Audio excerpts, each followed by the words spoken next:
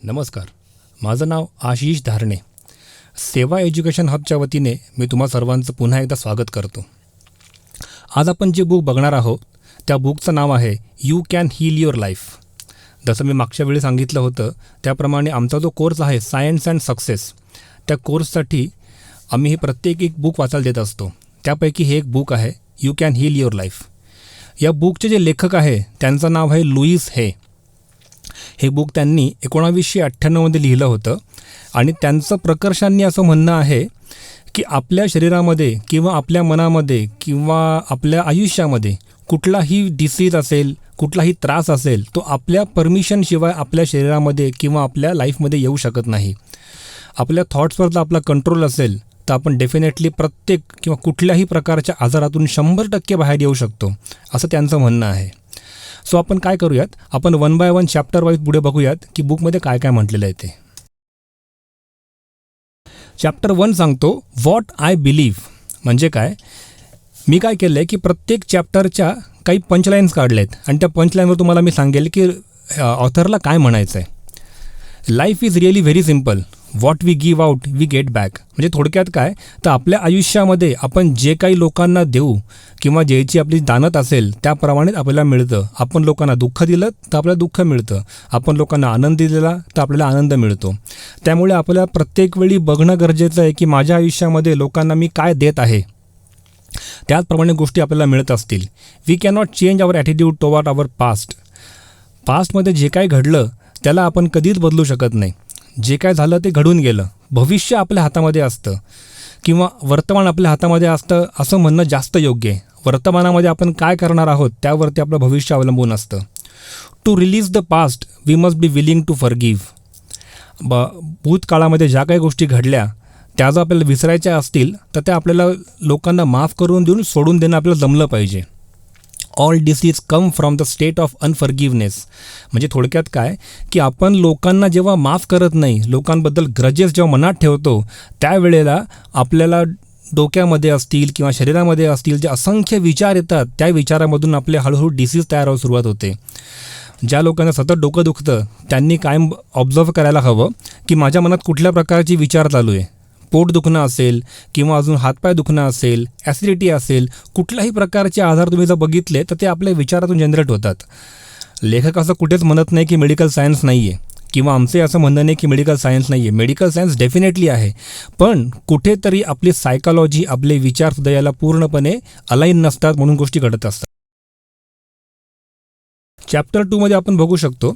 Chapter 2चं नाव आहे what is the problem. म्हणजे थोडक्यात काय की आपण जेव्हा जेव्हा ज्या गोष्टीमध्ये अडकलो आहोत तेव्हा आपल्याला बघणं गरजेचं आहे की नक्की प्रॉब्लेम काय. आपले सतत कन्व्हर्सेशन कसे असतात, my body doesn't work, my relationship doesn't work, my finance don't work, my life don't work. थोडक्यात काय की काय घडत नाही आहे किंवा काय वर्क होत नाही आहे याच्यावरती आपला सतत फोकस असतो आणि आपलं कन्व्हर्सेशनमध्ये, आपल्या बोलण्यामध्ये, लोकांना सांगण्यामध्ये सतत हीच गोष्ट येत असते की काय वर्क करत नाही आहे. इनफॅक्ट आपण लक्ष कशावर द्यायला पाहिजे की काय करू शकतो. जर आपली बॉडी वर्क करत नाही आहे किंवा आपल्यामध्ये काही मेडिकल प्रॉब्लेम असं आपल्याला वाटत असेल, त्रास होत असेल, ॲसिडिटी होत असेल, तर आपलं सतत बोलणं असलं पाहिजे की I am healthy and fit आणि आपण त्याप्रमाणे ॲक्शन पण घेतल्या पाहिजे.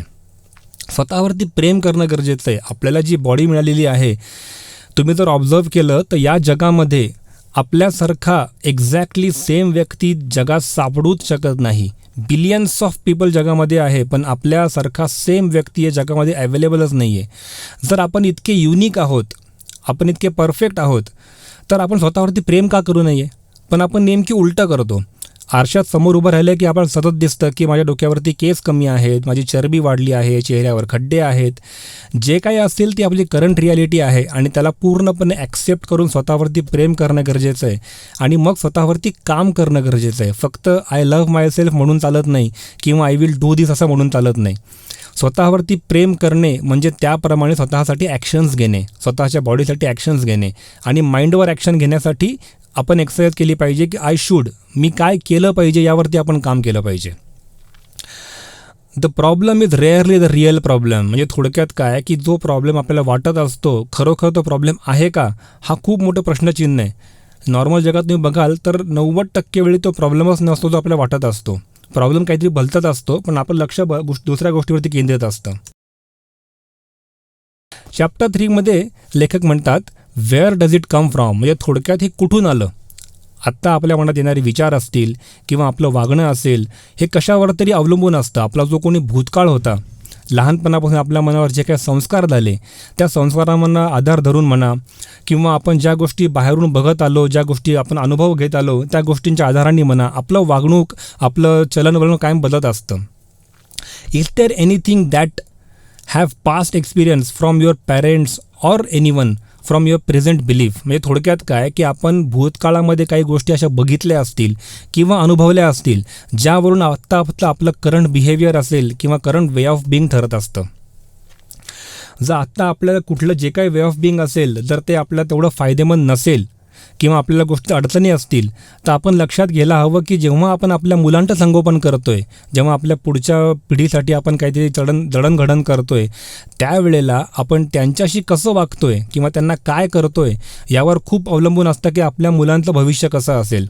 आपल्या मुलांसमोर आपण आपल्या पालकांशी कसं बोलतो, किंवा आपल्या बायकोशी कसं बोलतो, आपल्या नवऱ्याशी कसं बोलतो, इतर लोकांशी कसं बोलतो, आपल्याच्या वर काम करणाऱ्या लोकांशी कसं बोलतो, आपल्या हाताखाली काम करणाऱ्या लोकांशी आपण कसं बोलतो, आपण लोकांशी कसं ट्रीट करतो, या सगळ्या गोष्टी मुलं आपल्या ॲक्शनमधून शिकत असतात. आपण फक्त मुलांना समजवणे आणि स्वतः तसं न वागणे, जर आपण असं करत असू तर your kids will never learn, आपले मुलं कधीच शिकणार नाही. आपली जर इच्छा असेल की आपल्या मुलांनी एक चांगलं नागरिक व्हावं, चांगलं व्यक्ती व्हावं, चांगलं ह्युमन बिंग व्हावं, तर आधी आपल्या स्वतःला चांगलं ह्युमन बिंग व्हावं लागेल. आपण जेव्हा त्यांना ॲक्शनमधून दाखवू तेव्हा डेफिनेटली दे विल लर्न, ते डेफिनेटली शिकतील. And don't blame your family. आत्ता मी जसा आहे, माझ्या भविष्यकाळामध्ये किंवा माझ्या भूतकाळामध्ये काही गोष्टी घडल्या म्हणून मी असा बनलो, या ब्लेममध्ये आपण अडकून राहिलो तर आपण कधी सुधरू शकणार नाही. ज्या गोष्टी घडून गेल्या आपण त्याला बदलू शकत नाही, पण आज आपण कसं वागायला हवं डेफिनेटली आपण याच्यावरती काम करू शकतो. चॅप्टर 4मध्ये ते म्हणतात is it true, examine your thoughts, what do you say, I can't win, nobody loves me, I am good for nothing. सतत तुम्ही बघत असाल तर खूप साऱ्या लोकांना मी किती बिचारा आहे ही स्टेज खूप आवडत असते. खूप सारे लोक त्या स्टेजमध्ये अडकून राहतात आणि जगामधून जास्तीत जास्त सिंपथी कशी मिळेल याच्यावर सतत काम करत असतात. ही स्टेज अत्यंत घातक आहे. जेव्हा जेव्हा तुम्ही स्वतःला या स्टेजवर अडकून घेत असाल, स्वतःवरती लक्ष द्या की जेव्हा जेव्हा म्हणतात की I can't win, nobody loves me, जगामध्ये असं कधीच नसतं. You definitely can win, everyone can win. जोपर्यंत आपण शस्त्र खाली ठेवत नाही तोपर्यंत लढाई आपण हरत नाही. पण नॉर्मली काय घडतं की आपण आउटर सर्कमस्टान्सेस स्वतःवरती इतकं जास्त प्रेशर घेऊन टाकतो आणि आपल्याला असं वाटतं की हेच सत्य आहे. वास्तविक ते सत्य नसतं, आपल्याला तसं फक्त वाटत असतं. हा फक्त आपला बिलीफ असतो आणि तो चेंज करू शकतो. Belief can be change. फक्त आपल्याला लक्षात यायला हवं की माझा आत्ता करंट बिलीफ काय आहे. तो बिलीफ जर आपल्याला कळला तर डेफिनेटली आपण तो बिलीफ चेंज करू शकतो. Each moment is a new beginning. आत्तापर्यंत काय जे काही घडलं असेल ते कधीही बदलता येऊ शकतं. प्रत्येक क्षण हा नवीन असतो, प्रत्येक क्षण काहीतरी नवीन संधी घेऊन येत असतो. त्या क्षणावर आपण लक्ष दिलं तर डेफिनेटली आपलं भविष्य आपण बदलू शकतो. आणि जेव्हा जेव्हा मनामध्ये काही बिलीफला धरून विचार येतील की मला जमत नाही आहे, माझ्याकडनं होत नाही आहे, मी आळशीच आहे, माझ्यावर कोणी प्रेमच करत नाही, I am good for nothing, जेव्हा असे विचार मनामध्ये येतील तेव्हा स्वतःला विचारा की इज इट रिअली ट्रू, म्हणजे थोडक्यात हे सत्य आहे का. आणि सत्य कशाला म्हणावं तर सत्य ज्याला आपण फील करू शकतो, ज्याला आपण टच करू शकतो, जे सत्य जगमान्य आहे त्याला सत्य मानावं.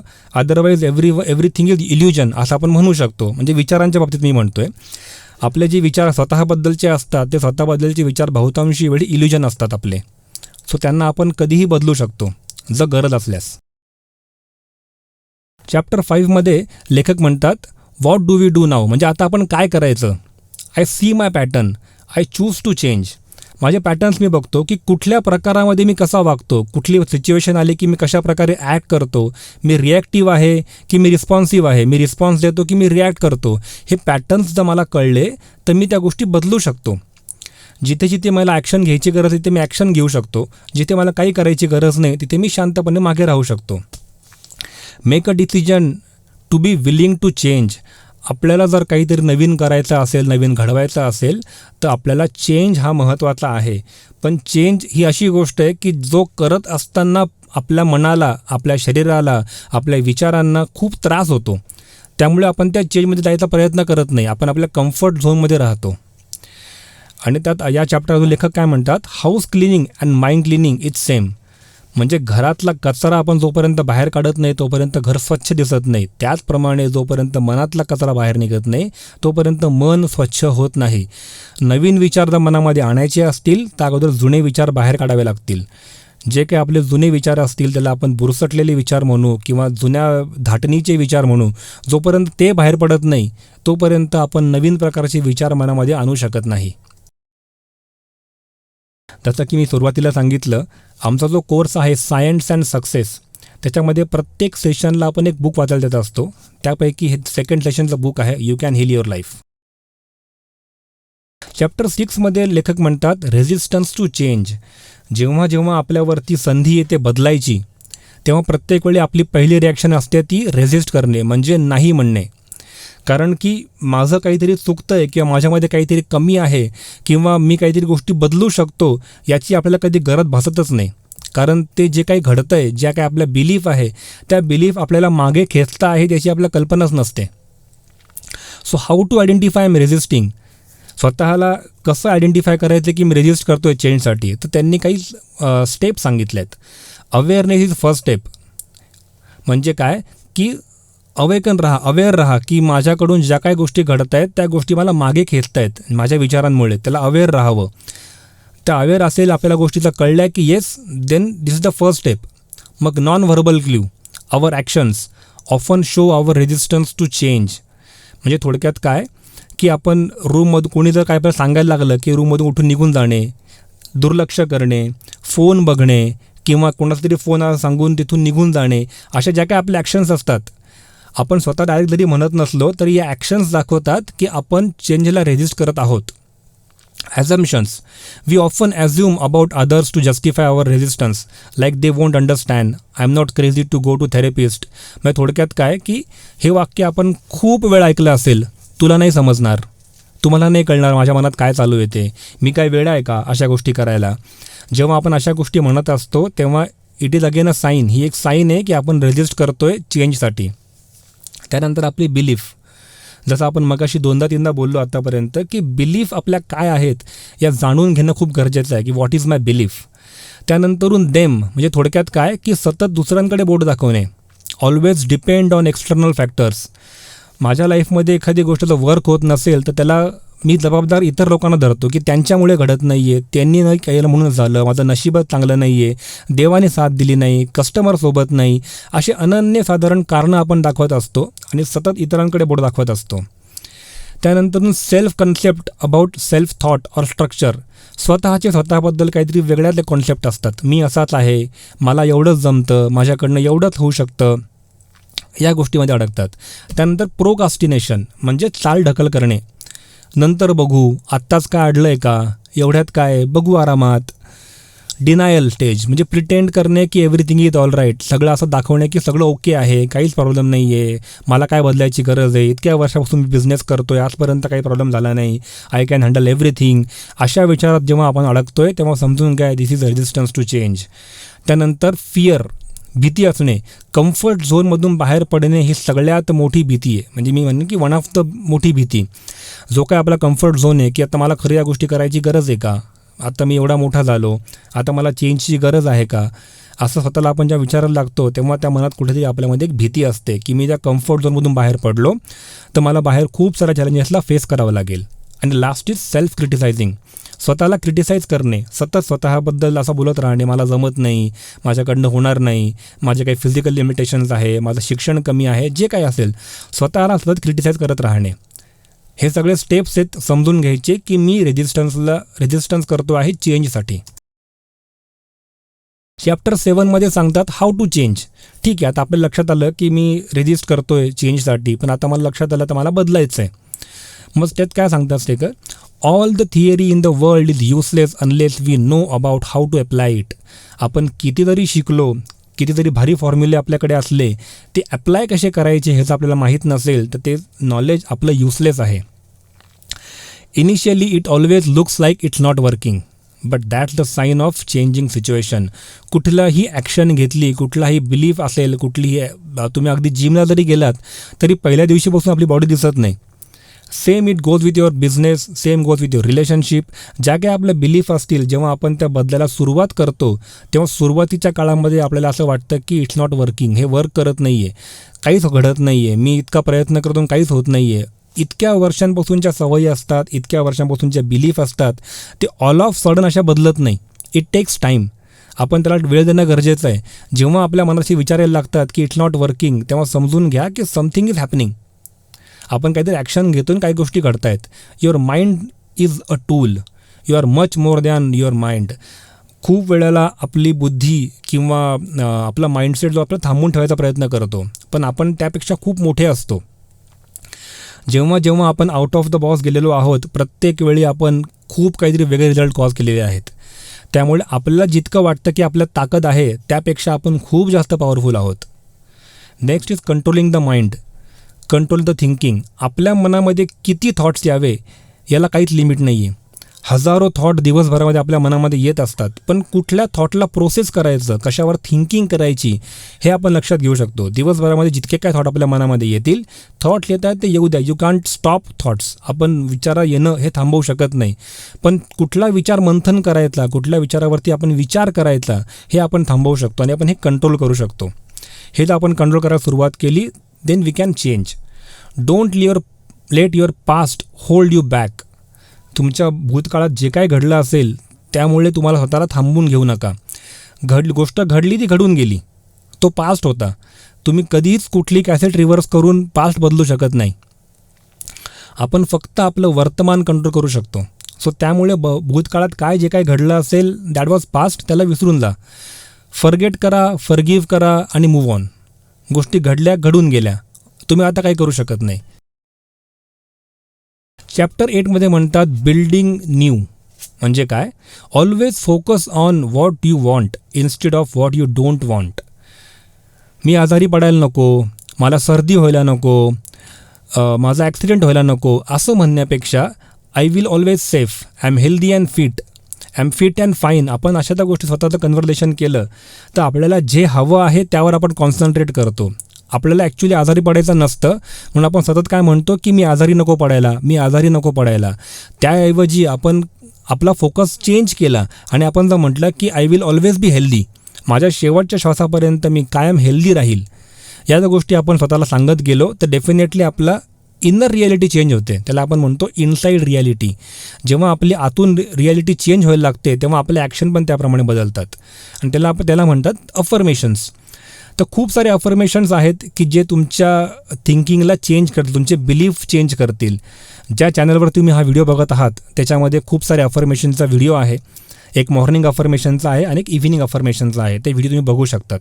त्या व्हिडिओ तुम्हाला एक्झॅक्टली कळेल की अफर्मेशन कशा प्रकारे म्हणावे.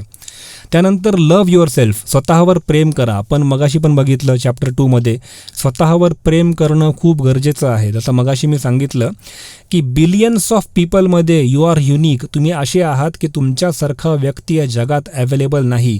जर इतकी युनिक आहात तर तुमच्याकडे याच्यापेक्षा मोठं कारण दुसरं असूच शकत नाही स्वतःवर प्रेम करायला. Make a list of what you want and check how you say it yourself. तुम्हाला तुमच्या लाईफपासून काय हवं आहे. मग तुमची लाईफ असेल, तुमचा पार्टनर असेल, तुमची मुलं असतील, तुमचे आईवडील असतील, तुम्हाला एक्झॅक्टली त्यांच्या भविष्यामध्ये किंवा त्यांच्याकडून काय हवं आहे आणि तुम्ही काय म्हणताय. तुमची इच्छा असेल की तुमच्या मुलाने खूप चांगले मार्क पडावे तर त्याला तुम्ही फोकस करा की त्याला चांगले मार्क कसे पडतील याच्यावरती. रादर दॅन तू असं नाही कर, तू नापास होशील, तू मागे राहशील, असे कन्व्हर्सेशन करण्यापेक्षा त्याला प्रोत्साहित करा की तो जास्तीत जास्त अभ्यास करून कसा पुढे जाऊ शकेल. किंवा स्वतःचे गोल्स असतील, तुमचे बिझनेस गोल असतील, यावर्षी मला लॉस नको व्हायला असं म्हणण्यापेक्षा यावर्षी मला चांगला प्रॉफिट होईल. जेव्हा आपण असं म्हणू तेव्हा आपली इनसाईड रियालिटी चेंज होऊन त्याप्रमाणे आपले ॲक्शन पण चेंज होतात. So always focus on what you want, not on what you don't want. Chapter 9 सांगतो डेली वर्क, रोज काय करायचं आहे. If children gave up when they fell for the first time they would never have learn to walk. आपल्या मुलांनी किंवा कुठल्याही मुलांनी, प्राणी असेल, मुलगा असेल, पहिलं पाऊल टाकलं की ते पडतात. त्यांनी त्याच वेळेचा विचार केला असता की अरे चालण्याचा काय उपयोग जर मला पडायचा असेल तर. त्यांनी तसा विचार केला असता इन्क्लुडिंग अस म्हणजे आपण स्वतः धरून, तर आपण कधीच चालायला शिकलो नसतो. प्रत्येक मूल जेव्हा उभं राहतं तेव्हा पडतं, जेव्हा पहिलं पाऊल टाकतं तेव्हा पडतं, जेव्हा पळायला लागतं तेव्हा पडतं, सायकल शिकतं तेव्हाही पडतं. पण पहिल्यांदा पडल्यानंतरून परत उठून कपडे झटकणे आणि पुन्हा चालायचा प्रयत्न करणे, दॅट इज लाईफ. बिझनेस असेल तेव्हा पण तेच घडतं. बिझनेसला सुरुवात करतात, काही लॉसेस होतात, काही गोष्टी आपल्या विरुद्ध जातात, काही डिसिजन्स चुकू शकतात. पण तेव्हा जर आपण बसून राहिलो, आपण थांबलो, तर वी कॅनॉट मूव्ह अहेड. आपण कधीच पुढे जाऊ शकत नाही. गोष्टी घडत राहतील, आपल्याला बदल घडून आणावा लागेल. Always support your self. जे काही डिसिजन आपण घेतलं आहे, घेण्याआधी पूर्ण चारी बाजूनी विचार करा. पण as soon as you take a decision, त्यानंतर स्वतःला सपोर्ट करा की डिसिजन घेतला आहे ना आता, so take it to last. Give at least some time to yourself and start your day after that. स्वतःला थोडा तरी वेळ द्या. दिवसभरात सकाळी 5 मिनटं 10 मिनटं स्वतःकरता वेळ द्या. स्वतःला चिंतन करा, मनन करा की मला कुठे जायचं आहे, मला काय करायचं आहे, व्हॉट आर माय एम्स. रोज स्वतःला विचार करा, स्वतःला दिवस क्रिएट करा. आज मला दिवसभरात काय करायचं आहे, माझे काय टार्गेट्स आहेत, बिझनेससाठी काय करणार, फॅमिलीसाठी काय करणार, या गोष्टींना लिस्ट आउट करा आणि त्याप्रमाणे स्वतः दिवस चालू करा. Do not believe in limitations. स्वतःच्या ब्रेनला, स्वतःच्या ॲक्शन्सला लिमिटेशन टाकून घेऊ नका. आपण म्हणजे आपल्या ॲक्शन्स आहोत. आपण जितक्या मोठ्या ॲक्शन घेऊ, जितके मोठे विचार करू, त्याप्रमाणे आपण मोठ्या गोष्टी घडतील. अनेक बुकमध्ये तुम्ही वाचलं असेल की तुम्ही चांगला विचार करा, मोठा विचार करा, मोठ्या मोठ्या गोष्टींबद्दल बोला, बट नो बडी सेज की ॲक्शन घेऊ नका. किती जरी मोठा विचार केला, किती जरी मोठ्या गोष्टी केल्या, तरी ॲक्शन्स आर इक्वली इम्पॉर्टंट. मोठे विचार, चांगले विचार किंवा चांगल्या गोष्टी हे सांगायचं फक्त कारण म्हणजे तुमची इनसाईड रिॲलिटी चेंज होणे. ती चेंज झाली की तुमचे ॲक्शन पण त्याप्रमाणे बदलतात. So actions are equally important. जसं मगाशी आपण म्हटलं की सायन्स अँड सक्सेस आपला जो कोर्स आहे, त्या कोर्ससाठी हे बुकची रेकॉर्डिंग चालू आहे. चॅप्टर 10मध्ये सांगतात relationships, us versus them. Always watch your inside reality. आपण रिलेशनशिपमध्ये प्रत्येक वेळी देमवर अडकलेलो असतो. स्वतःवर आपण कधीही विचार करत नाही. आपण काय करतो आहोत यापेक्षा प्रत्येक वेळी आपल्याला असं वाटत असतं की ते काय करत आहे. आपण स्वतःला किंवा आपल्या रिलेशनशिपमध्ये दोघंजण ॲज अ टीम म्हणून काम न करता सतत विचार करतो की तुम्ही काय करावं, तुम्ही हे चेंज करा, तुमच्यामुळे असं केलं. मग तुमची ती टीम असेल, तुमचा स्टाफ असेल, तुमचे सबऑर्डिनेट्स असतील, तुमचे कोऑर्डिनेट असतील, तुमचे बॉस असतील, तुमची घरात फॅमिली असेल, तुमचे फ्रेंड्स असतील. जोपर्यंत तुम्ही फक्त समोरच्याकडून अपेक्षा करत आहात बदलाची किंवा काहीतरी सपोर्टची, तोपर्यंत that will be never us, it will be always them. जर तुम्हाला ते म्हणजे आपण हवं असेल, आम्ही हवं असेल, तर तुम्हाला स्वतः त्यात इन्व्हॉल्व व्हावं लागेल. जोपर्यंत तुम्ही करा असं म्हणत असेल, तोपर्यंत ती रिलेशनशिप कधीच वर्क होणार नाही. Attracting love is inside you, don't find it outside. प्रेम हे तुमच्या आतच आहे, तुम्ही त्याला बाहेर शोधायचा प्रयत्न करत आहेत. जोपर्यंत तुम्ही आतून ते जनरेट करत नाही, स्वतःवर प्रेम केलं की तुमचं प्रेम पण त्याप्रमाणे बाहेर पडेल. So always love yourself. त्याप्रमाणे तुम्हाला बाहेरून पण तुम्हाला प्रेम मिळायला लागेल. Chapter 11 is work. Always ask yourself what do you are focusing on. I can't or I can. आपण मगा चॅप्टरमध्ये पण बघितलं की आपण कशावर फोकस करतोय, आय कांटवर की I कॅनवर.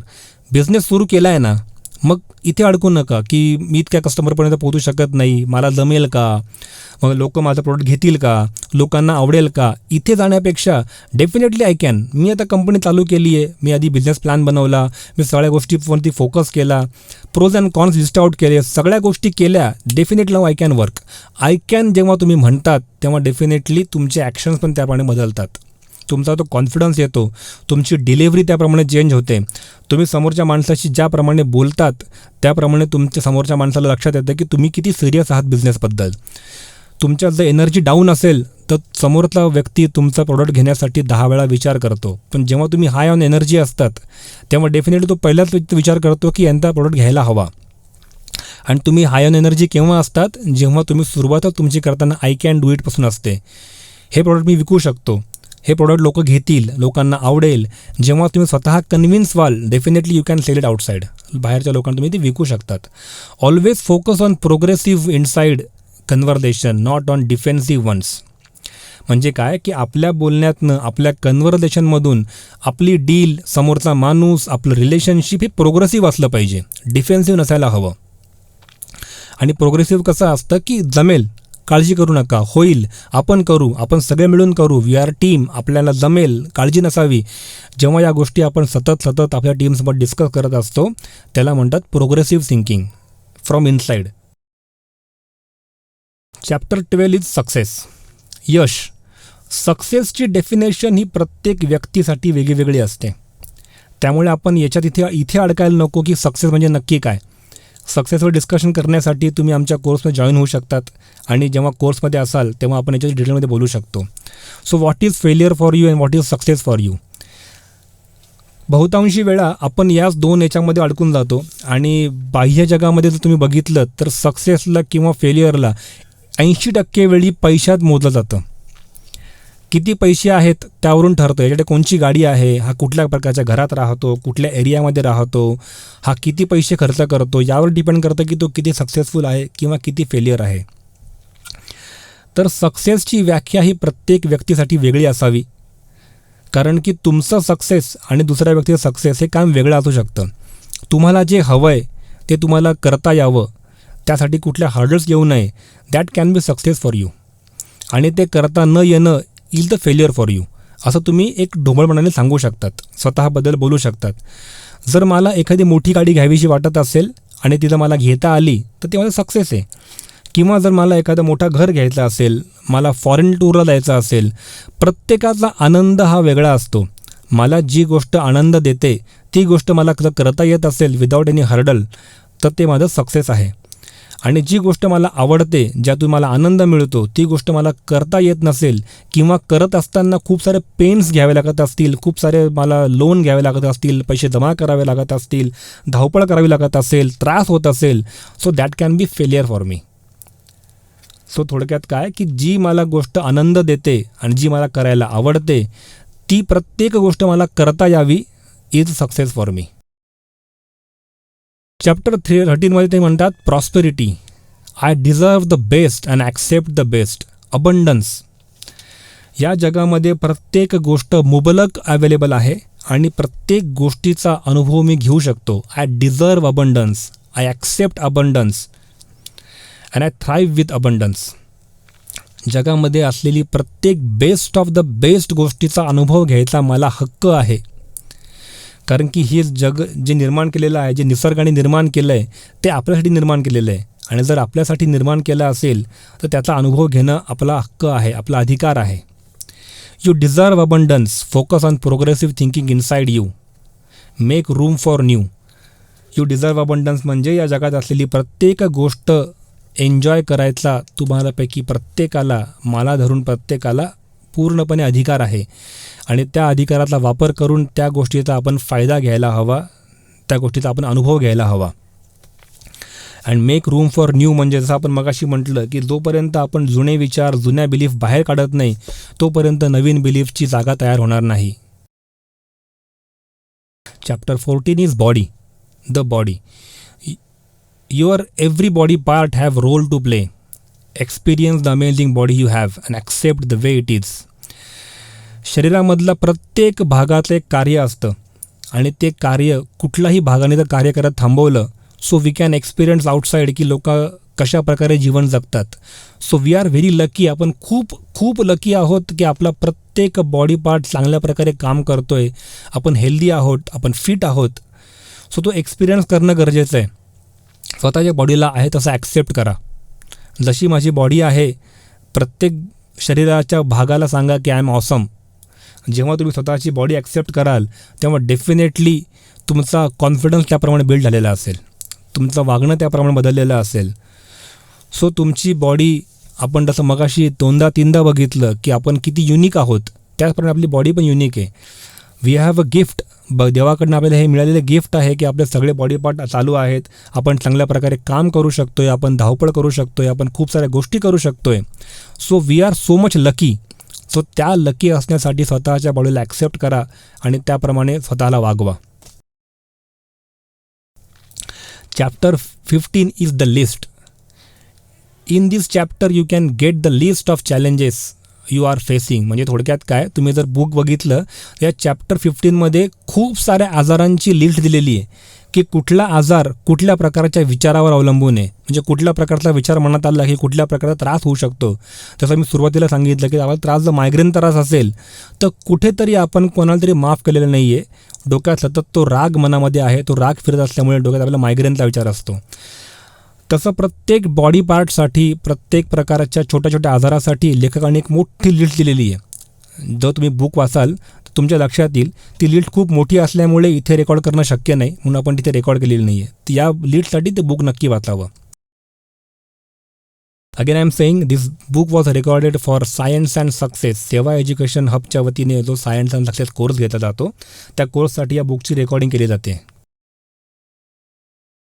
Thank you very much. This was Ashish Dharne. मी तुमचं पुन्हा एकदा मनापासून स्वागत करतो सेवा एज्युकेशन हबच्यामध्ये. ज्यांना ज्यांना अजून इन्फॉर्मेशन हवी असेल की सायन्स अँड सक्सेस काय आहे, हे बुक रेकॉर्डिंग का घडत आहे, हा कुठल्या प्रकारचा कोर्स आहे, ते स्क्रीनवर दिसणाऱ्या नंबरवरती आम्हाला कॉल करा, आम्हाला व्हॉट्सॲप करा. आमची टीम तुमच्याशी कॉन्टॅक्ट करेल आणि तुमच्याशी बोलेल. Thank you very much.